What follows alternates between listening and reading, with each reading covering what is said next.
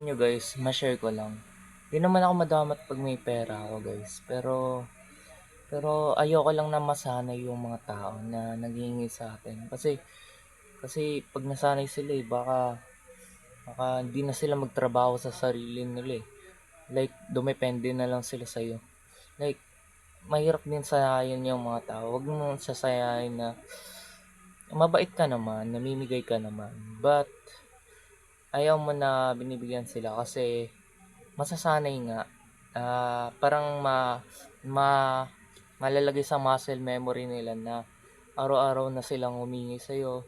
Parang, parang ano, basta pangit lang na, bigla ka nang inaasahan nila. Siyempre, limitahan mo yung mga bagay. Pagtingin mo, pagtingin mo, masyado na silang, annoying at hindi na kumikilos sa sarili nila tapos hingi nang lang nangingi sa'yo. Yun, ah, huwag mo na sila bigyan. Pero, hindi ibig sabihin hindi ka mabait. Namimingay ka pa rin naman. But, sinisigurado mo lang kung ano ba talagang, kung hindi mo sila na-spoiled or something. Sinisigurado mo lang na yung paggagamitan nila ay talagang ah maganda yung yung resulta ng paggagamitan nila. Kasi as human, ayoko talaga na ano, namimigay ng hindi ko nalalaman kung saan nila pinagagamit yung binibigay ko sa kanila. Kasi dapat ang recommendation ko talaga sa kanila magtrabaho sila para kumita din sila ng sarili nilang mga pera, di ba? Kasi pangit yung hingi ka lang ng hingi. Hindi ko sinasana yung sarili ko sa ganong mga bagay. Anyway, mga guys, gusto ko lang sabihin nyo kasi putek para para para ma-share ko sa video ko na minsan hindi ibig sabihin na namimigay ka ay mabait ka or pwede ka na nilang hingian. Minsan ang meaning ng namimigay ka ay sinisigurado mo kung nasa tama yung paggamit nila ng binigay mo sa kanila. Hindi rin ibig sabihin nun na mamanipulahin mo sila, nasasanayin mo sila na binibigyan ka at binabalikan para para magbalikan ng tulong, friends with benefit sa isa't isa. Parang hindi naman ganun. Kung pwede yung bukal sana sa loob natin. Pag pinigyan tayo, wala nang hingi na kapalit or something. Wala nang minimining na negative na bagay. Kasi yung iba, may mga kuro-kuro pa yan. May mga minimining pa yan. Binibigyan naman kita yung parang sinasatsat pa nila sa'yo kung ano yung mga binibigay mo. That is kind of, toxic personality of few peoples na experience ko. At hindi mo pwedeng gamitin yung sympathy na mabigay ka naman or something kasi parang parang parang hindi ka talaga bibigyan ng tao pag ganun, pag sinabihan mo siyang mamigay ka naman. Kasi parang inunahan mo na masyado. Parang sinabi mo na kagad na hindi siya namimigay, and then nag-expect ka na ng return na may i-return siya sa'yo. Di ba parang ang weird nun? Dapat yung pamimigay, kusang loob yun.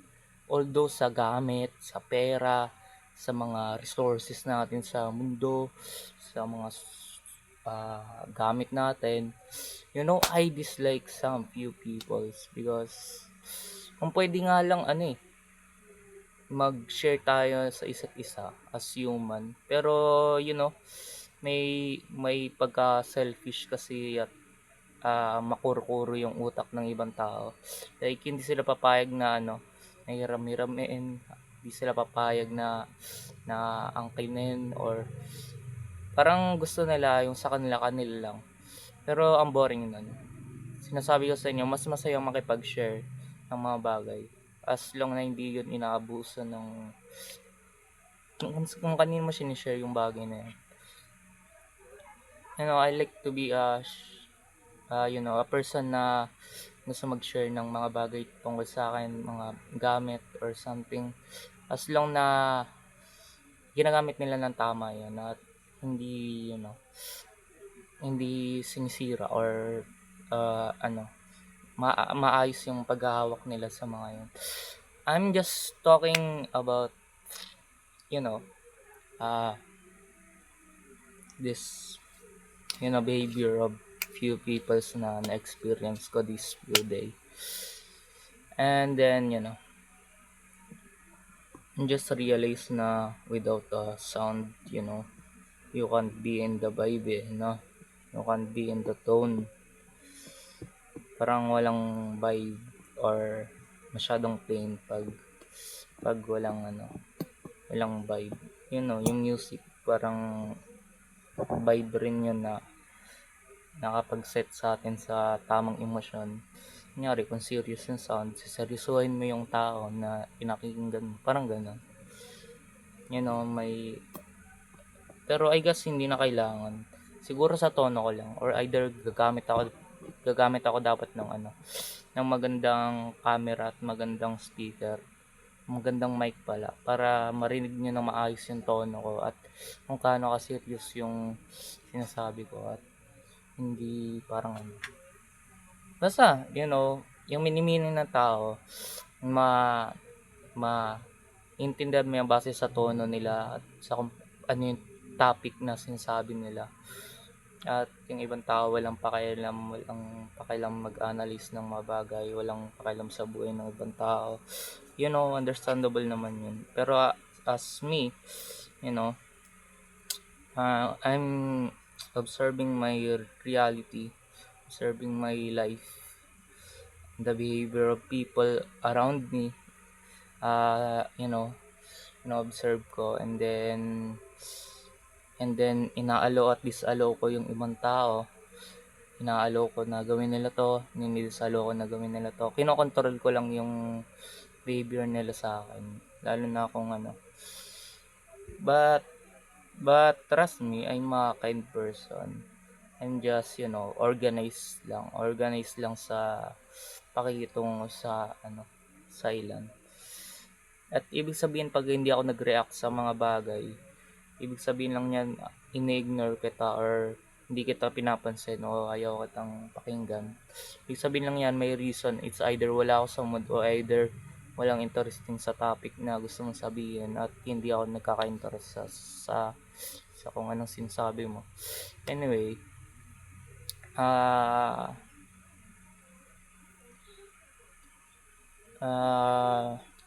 talk about me. You mean let's talk about me, right? I'm just I'm not prepared on my speech sa mga sinasabi ko. Hindi ako prepared at tataparin ko kayo na freestyle yung ibang mga sinasabi ko. But yung iba may kinalaman sa akin, kadalasan ng mga tinatopic ko tungkol sa buhay ko at sa lagay ng buhay ko. Yan, sa behavior ng tao sa paligid ko. At saka sa mga taong toxic din. Maraming ganyan. Nasa mga kaibigan yan. Nasa pag-uugali ng tao. The toxic behavior. Marami talagang ganyan. Tsaka, hindi nila kayang maging peaceful na tao. Hindi nila kayang pamunuan sila ng kapayapaan sa mga buhay nila. Ang alam lang nila minsan magsigawan sa mga problema nila. Instead na i-approach yung mga problema nila sa payapang paraan, ang ginagawa ng karamihan ng tao pag may nakitang problema, magsisigawan, magtutustahan ng mga salita at saka sobrang nakaka-damage emotionally yung mga pinagsasabi nila. I'm considering it toxic. that kind of insulting behavior are toxic for my my view. Anyway guys, tingnan nyo to guys. Pusa. Sobrang cute nito. And i-showcase ko sa inyo kung anong klaseng pusa to. Nung dumating to sa amin, yung black muna yon na pusa, yung Ana. And then, kung sino-sino yung nun, tumira yun sa bahay namin at kung sino-sino yung yung mga kumakantot doon. Tapos, nanganak siya ng maliit na orange. At itong maliit na orange na to, tatlo sila eh. Black, gray, at saka orange. Nawala yung gray, nawala yung black, and then natira tong orange. At bumabalik-balik to dito lagi sa bahay namin, nakikikain at saka parang tinitirato niya ng bahay yung namin. Parang kahit hayaan mo siya sa labas, babalik talaga siya dito. Wala na siyang ibang uwian, kundi dito talaga siya umuwi. Hindi siya naglalayas. Yan, ito siya. Kahit tinatrato ko ito ng masama minsan, bumabalik talaga siya. Sobrang cute talaga ng mga gandang pusa sa totoo lang. Kasi nararamdaman mo yung init ng katawan nila at yung lambot ng mga balahibo. At saka masarap yung nila. Masarap yung parang fluffy at saka basta masarap lang umawak ng buhay na nila lang. Buhay na organism. Ito. Buhay na nila lang. Do you believe guys na sabi ng Gemini at sabi ng ibang mga tao na gawa daw tayo sa stardust dito sa universe. Stardust. Nung una ko marinig yan, stardust. Galing tayo sa space. Material tayo ng space.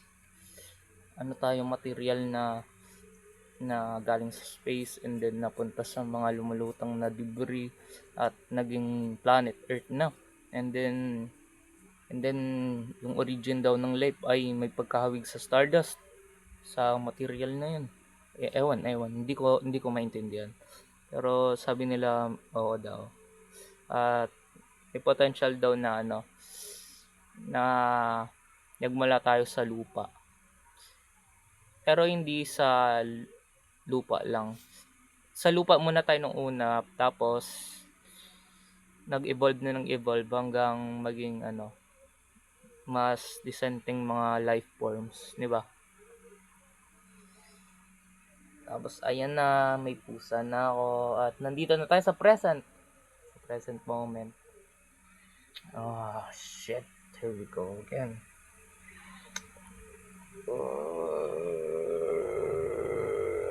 Buti na lang walang mga predator ang mga ganito nila lang dito sa city, diba? Walang pumapatay sa kanila. Kasi pag pumunta tayo sa wild na papatayin tayo ng mga wild creatures na ayot doon. Buti na lang ang mga tao ay nagsigawaan na ng mga bahay nila at mula noon hanggang ngayon sobrang dami na at populated na yung mundo. Sobrang dami ng mga bahay, mga daanan, mga kung ano-anong pasikot-sikot at halos infinite na kung titingnan natin sa Google Map. Yun nga. At karamihan sa mga tao ay hindi natin kilala. Pero naniniwala tayong marami ang tao. Kahit na mag-isa lang tayo sa sitwasyon natin. Kagaya ko, nag-iisa lang. Feel alone. But it's not true. Marami ding tao at mga nilalang sa labas ng bahay. So, you're not supposed to feel alone. You need to change the way you think. Yun din. So, maraming salamat. Salamat sa pagsama sa akin sa vlog na ito. And then,